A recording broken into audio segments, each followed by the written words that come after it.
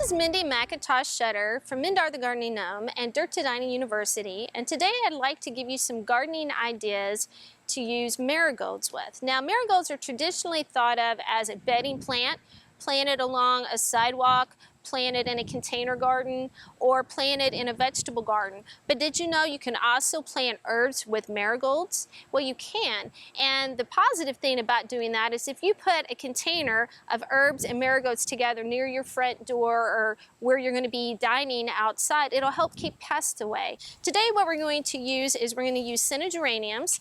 You can use some geraniums are referred to as mosquito plants, and when you rub the leaves, the scent is said to keep mosquitoes away. And we're also going to use basil, which flies do not like the smell of basil, and marigolds, which again, as everyone knows, is a great deterrent to pests because of their aroma.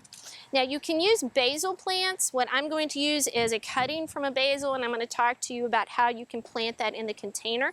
Also, we're not going to use marigold plants, we're going to use marigold seeds, and we're going to use the geranium plant. I'm going to place my tallest plant in the center of the container. Now, there's two ideas of removing the plant from the plastic container. You can slit the sides very carefully with a knife, or you can gently tap on the bottom of the container and remove the plant material.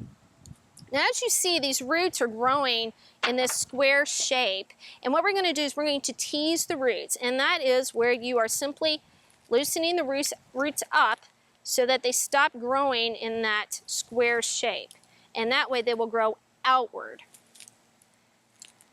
Now, the other reason I chose the largest plant is because it's got the largest root mass, and I'm going to have to dig this hole pretty deep and pretty wide to get this plant in this container.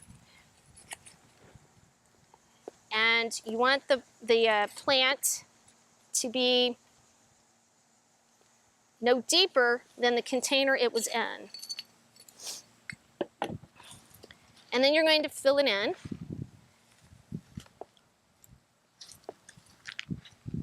All right. The next step in this process, you can gently tap it down. This plant I would probably cut back a little bit or trellis up a little bit until those roots take hold. But we'll go on with the planting process. The next part I'm going to do is I'm going to plant my basil. Now, like I said, this is from a cutting. And what I would do, I would simply remove these lower leaves, and I would dip this cutting in a rooting hormone.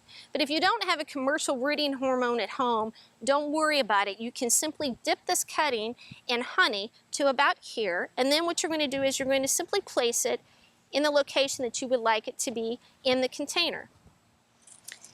And then I'm going to plant my marigold seeds. The marigold seeds are very small, and in doing so, they require very little soil on top. The soil actually just holds the seeds down to keep the wind from blowing the seeds around. And this is what the seeds look like. And I'm simply going to sprinkle a few around the outside edge.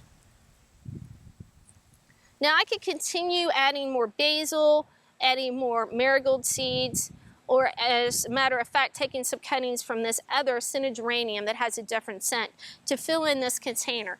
But I feel that this is sufficient, and as soon as those seeds germinate and this basil takes off, this container is going to be full of bloom and aroma that'll help keep pests away, that'll make you happy while it's sitting on your table.